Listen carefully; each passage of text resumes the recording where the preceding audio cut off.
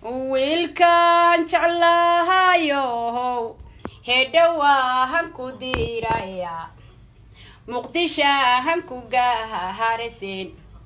galmudug waa ku soo heeran caanaha doordoore wiilkan jeclahayow hedhowaahan ku diiraya hargeysahan ku gaharsin bulan waa ku soo heeran caanaha doordoore wiilkan jeclahayow hedhowaahan ku diiraya jigjigahan ku gaharsin